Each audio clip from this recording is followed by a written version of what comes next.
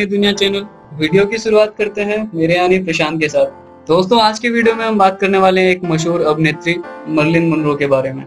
तो चलिए स्टार्ट करते हैं। दोस्तों, गम इंसान को ऊंचाइयां देता है, उसे देखकर इस पर यकीन करने को भी जी चाहता है, लेकिन यह ऊंचाई आसमान में उछाल देने जैसे होती है, जो ऊपर जाकर भी उसे डराती रहती है कि वह जैसे ही सबसे ऊपर पहुंचा उसे नीचे गिरकर चकनाचूर होना तय है। दुनिया के लिए वह एक नामचीन हस्ती है, एक ग्लैमर गर्ल।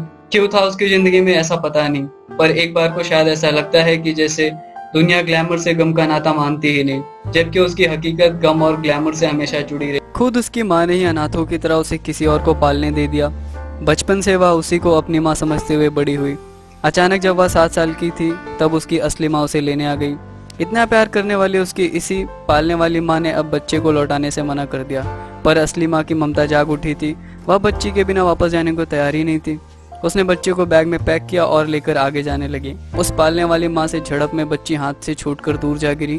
बैग छूटने से वह उससे छिटक कर बाहर गिर पड़ी और दूर कहीं खाई में गिरने ही वाली थी कि अचानक उसकी उस पालनहार यशोदा माता ने उसका हाथ थाम लिया। उस समय उसकी असली माँ चली तो गई, लेकिन उसे दर्द देने बार बार आती रही। माँ बाप के होते हुए भी पूरी जिंदगी वह अनाथों की तरह जीती रही और एक दिन अनाथों की तरह ही मर गई। मॉडलिंग के लिए पहली बार जब चुनी गई तो शायद उसे भी यकीन नहीं हुआ होगा। उसके पास पहनने को ढंग के कपड़े भी नहीं थे। ऑडिशन में सज संवर कर आई काफी खूबसूरत लड़कियां थी, पर उसने एक पुरानी ड्रेस पहन रखी थी। साधारण बाल थे, पर ऑडिशन रूम में गई तो उसने पहली ही नजर में बैठने के अपने बोल्ड अंदाज से इंटरव्यूअर को प्रभावित कर दिया और बिना किसी तैयारी के बाकी मॉडलों को पीछे छोड़कर सेलेक्ट ही नहीं बल्कि टॉप पर रही। पूरी दुनिया में फेमस मर्लिन मनरो, जिसका नाम जीनी था, अब भी सबसे ग्लैमरस लेडी के रूप में मानी जाती हैं। पर सभी जानते हैं कि मनरो की पूरी जिंदगी दर्द की इम्तिहान थी। जन्म के साथ ही माँ बाप का तलाक हो गया। माँ की दिमागी और आर्थिक रूप से उसे पाल सकने में क्षमता नहीं थी और उसने उसे किसी को गोद दे दिया। बाद में वह बार बार उसे ले जाने के लिए आती रही। इस तरह अपनी पूरी जिंदगी में वह 11 माँ बाप के साथ रही। कई ने उसका शारीरिक शोषण भी किया। जवानी ने ग्लैमर दिया, लेकिन प्यार की सुरक्षा नहीं। एक खूबसूरत लड़की होने की शायद यह सजा थी, या मनरो की किस्मत ही ऐसी थी, जो कि था भावनात्मक स्तर पर बेहद कमजोर मानी जाने वाली मनरो का लव अफेयर। लोग आज भी चटखारे लेकर पढ़ते हैं।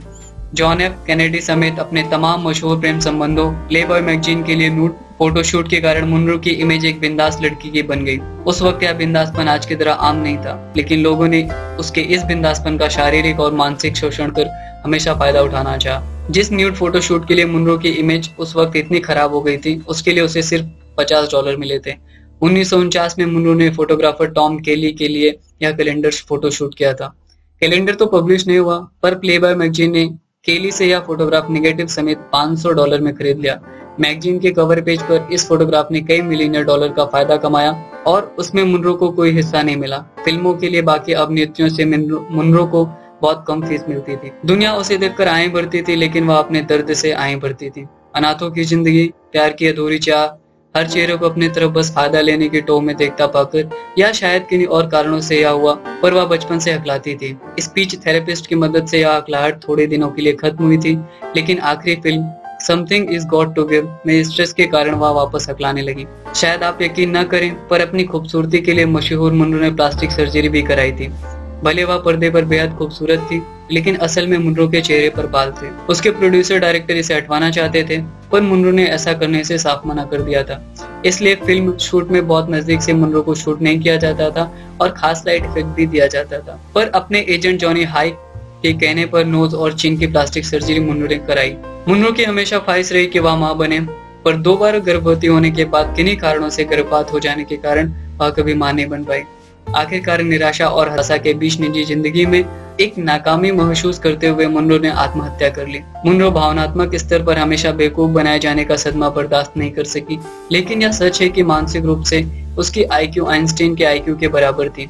आइंस्टीन की आईक्यू कभी मापी नहीं गई, लेकिन यह 160 के आसपास मानी जाती है।